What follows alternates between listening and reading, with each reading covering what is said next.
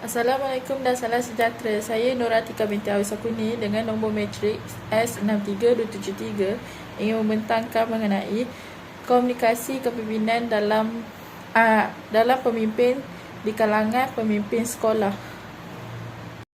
Dari perbincangan topik ini, pendengar akan mengetahui apakah maksud sebenar pemimpin yang berinovasi, maksud pemimpin dalam konteks sebenar, dan bagaimana pemimpin berkomunikasi dengan pemimpin sekolah yang lain, peranan pemimpin dalam meningkatkan inovasi pemimpin yang lain di sekolah, dan yang terakhir adalah kesan komunikasi yang baik dalam menjadi seorang pemimpin. Saya akan memberikan satu kata-kata motivation adalah only I can change my life, no one can do it for me. Bab kata Carol Burnett. Apa itu pemimpin? Pemimpin adalah individu yang memberi pengaruh kepada individu yang lain di dalam suatu pertubuhan atau organisasi untuk mencapai visi dan misi matlamat organisasi. Selain itu, pemimpin diperlukan di sesebuah organisasi untuk menjadi penggerak kepada sesuatu misi dan visi serta untuk mencapai matlamat dalam sesebuah organisasi.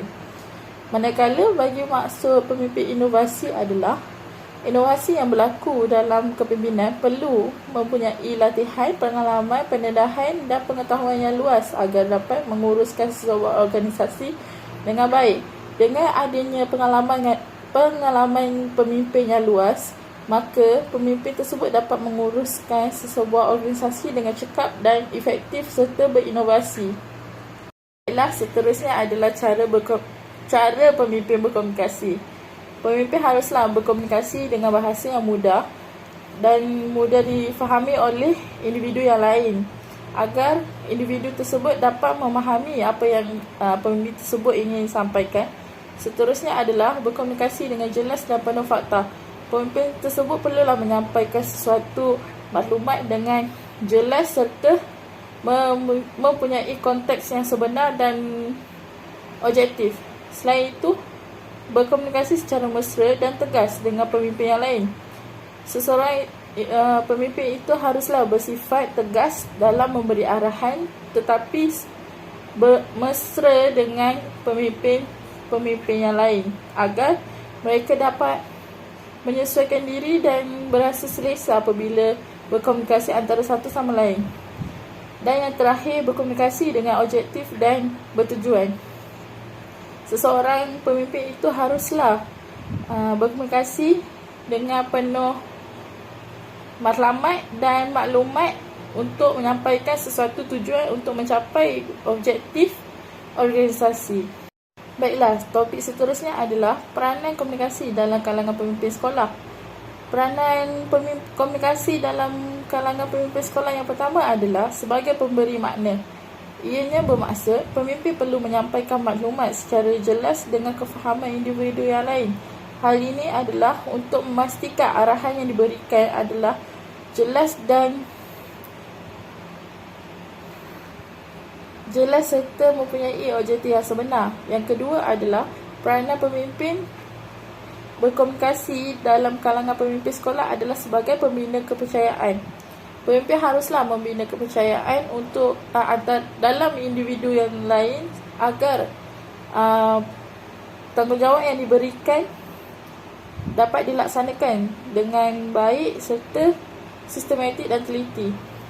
Yang terakhir adalah pemimpin sebagai ejen penghubung. Sebagai contoh, pemimpin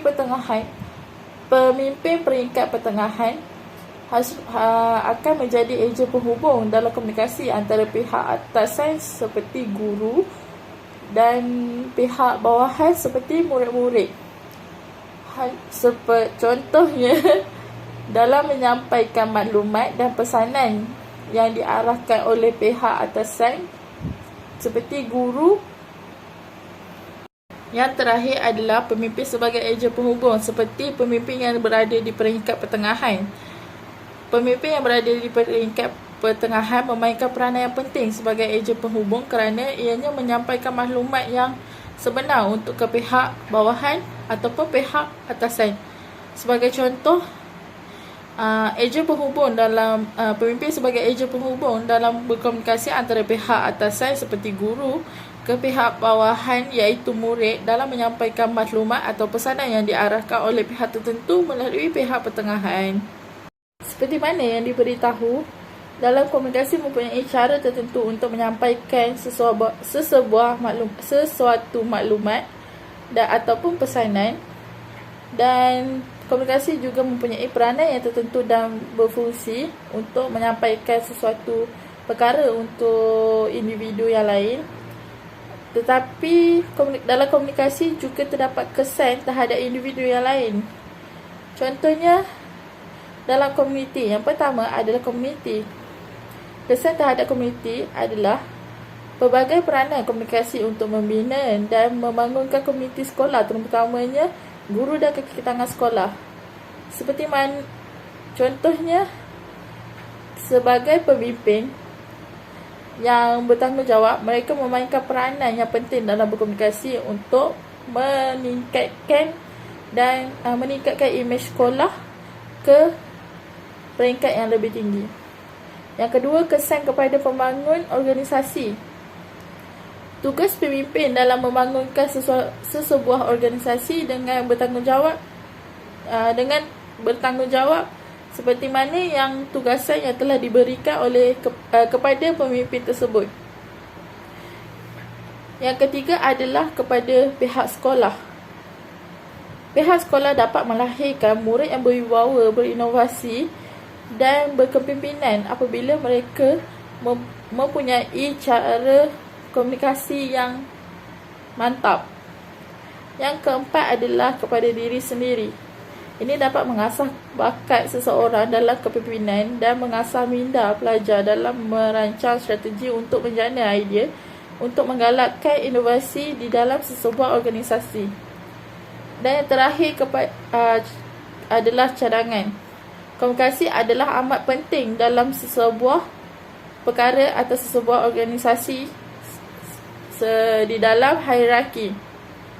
Pemimpin sekolah perlulah menggunakan komunikasi untuk kepimpinan dengan peranan pelbagai bagi membantu meningkatkan keberkesanan komunikasi mereka sebagai pemimpin sekolah dalam persekitaran yang dinamik.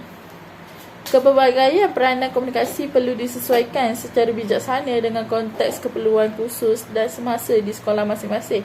Hal ini bertujuan untuk meningkatkan imej seseorang pemimpin dalam mengendalikan organisasi tersebut.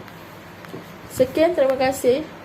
Dan yang terakhir, saya akan mengakhiri pembentangan ini dengan video yang akan dibentangkan yang mempunyai maklumat yang penting, iaitu menjaga sensitiviti orang lain, berkongsi rasa kasih sayang, bekerjasama dan tidak berputus asa dalam membuat sesuatu perkara.